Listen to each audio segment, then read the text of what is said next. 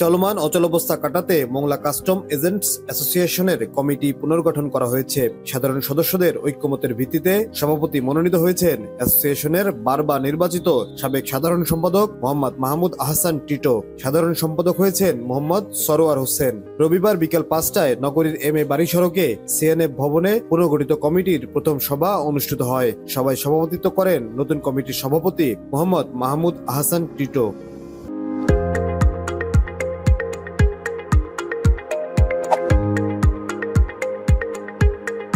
আমরা নতুন কমিটি একটা জিনিস চাচ্ছি যে সুন্দর ব্যবসা বান্ধব একটা উপহার দিতে, যেটা আসলে আমরা এতদিন পারি নাই।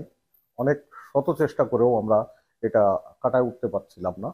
তো এখন আমরা চেষ্টা করব নতুন কমিটি সব সদস্যদের মন জয় করে আমরা কাজ করার, এবং সবাই এটাই আগে থেকেই চাওয়া ছিল যে এই নতুন কমিটিটা আসুক। নতুন কমিটিটা আসলে যাতে কাজের গতি বাড়ে, কাজগুলো হয়। প্রত্যেক সদস্য কি সমস্যা আছে এটা আমাদেরকে জানা এবং সেটা সলভ করা। তো সেই জায়গাটা থেকে আশা করি ইনশাল্লাহ ভবিষ্যতে এটা পাবে, সব সদস্যরা পাবে এটা।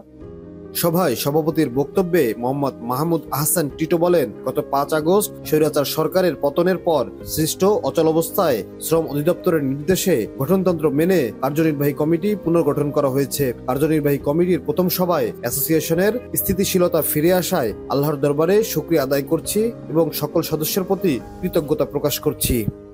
বিসমিল্লাহির রহমানির রহিম। সকল প্রশংসা মহান আল্লাহ তাআলার। আল্লাহ সুবহানাহু ওয়া তাআলার অশেষ মেহেরবানিতে আজকে আমরা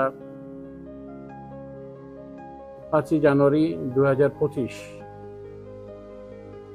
ইংরেজি এই বর্ষে আমাদের মোংলা কাস্টমস এজেন্ট অ্যাসোসিয়েশনের কার্যনির্বাহী পরিষদের সভায় উপস্থিত সকলকে শুভেচ্ছা। আমরা আমাদের নতুন বছরের কার্যক্রম যে নতুন আঙ্গিকে শুরু যাচ্ছি।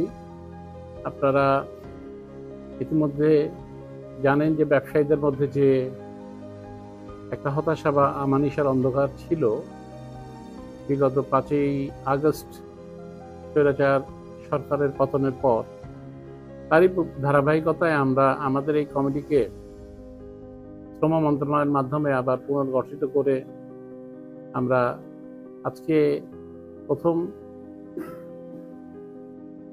কার্যনির্বাহী সভার শুরুর মাধ্যমে আমরা আমাদের কার্যক্রম এই পরিসরে শুরু করতে যাচ্ছি, এবং এর জন্য সর্বপ্রথম মহান আল্লাহর দরবারে শুকরিয়া জানাই এবং আমাদের সকল পর্যায়ের কর্মকর্তাবৃন্দ এবং এই অ্যাসোসিয়েশনের আওতাভুক্ত সকল সদস্যবৃন্দকে আমরা সুস্বাগত এবং তাদের প্রতি কৃতজ্ঞতা বোধ জানাচ্ছি।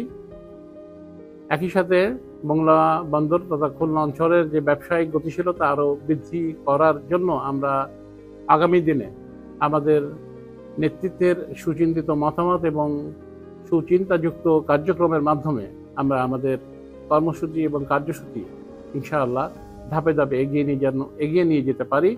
সেই জন্য মহান আল্লাহ রাব্বুল আলামিনের দরবারে আমরা দোয়া করছি এবং সকলের কাছে আমরা এই প্রত্যাশা ব্যক্ত করছি যে আমরা এই অর্গানাইজেশনকে, আমরা আমাদের এই প্রতিষ্ঠানকে, এই অ্যাসোসিয়েশনকে সম্পূর্ণ দলমত নির্বিশেষে সকলের ঊর্ধ্বে রেখে আমরা শুধু ব্যবসায়ী, আমাদের কার্যক্রম ব্যবসার মাধ্যমে পরিব্যাপ্তি করে ব্যবসাকে আরও সুসম্প্রসারণকারীভাবে করা যায়, এটাই আমাদের মূল লক্ষ্য।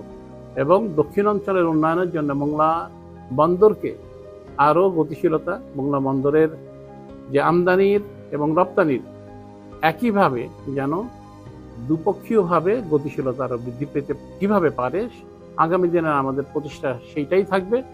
এবং মোংলা বন্দরকে সুন্দরভাবে চালিত করার জন্য বন্দর কর্তৃপক্ষ, মোংলা কাস্টমস কর্তৃপক্ষ, এনবিআর সহ সকল পাক্ষিকের সাথে আমরা ধারাবাহিকভাবে মত বিনিময় করব এবং এই অ্যাসোসিয়েশনের মাধ্যমে দক্ষিণ অঞ্চলের এই প্রাণকেন্দ্র মোংলা বন্দরকে ঘিরে আমরা যেন অর্থনৈতিক একটা নতুন গতিধারা আল্লাহ পাক আমাদেরকে দান করেন, আমরা সেই জন্য আমাদের সর্বোত্তম চেষ্টা আমরা অব্যাহত রাখব।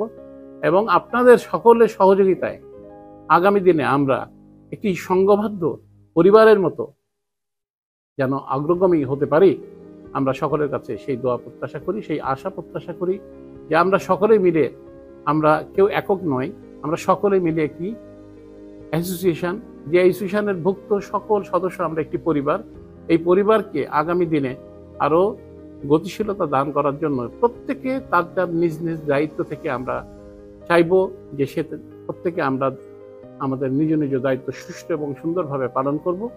একই সাথে এই অ্যাসোসিয়েশনকে শুধুমাত্র খুলনার বুকে নয়, সারা দেশের বুকে যেন আমরা একটা ল্যান্ডমার্ক তৈরি করতে পারি, একটা ব্র্যান্ডিং তৈরি করতে পারি, যে মংলা পোর্ট এমন একটা জায়গা যেখানে মংলা পোর্টকে ঘিরে বিশ্বের সকল আমদানি রপ্তানি কারক জাহাজ সমূহ যারা মংলা বন্দর, চট্টগ্রাম বন্দর ব্যবহার করেন, মংলা বন্দরও ব্যবহার করেন, তাদের কিভাবে আরো নতুনভাবে উৎসাহিত করা যায়, আন্তর্জাতিক পরিমণ্ডলে বাংলা বন্দরের অবস্থানকে আরো সুন্দরভাবে সুষ্ঠু উপস্থাপনের মাধ্যমে কার্যকরী একটি কিছু পদক্ষেপ যদি আমরা আমাদের এই পরিসরে গ্রহণ করতে পারি, যেটা ফলাফল এই অঞ্চলের মানুষ যেন ভোগ করতে পারে, এই অঞ্চলের মানুষের কাছে যেন সেই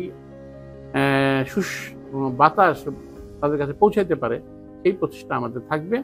আমরা বেশি কথা বলবো না, আমরা বেশি কাজ করব, আমাদের কাজের গতি হবে একটাই, সেটা হচ্ছে আগামী দিনের সকল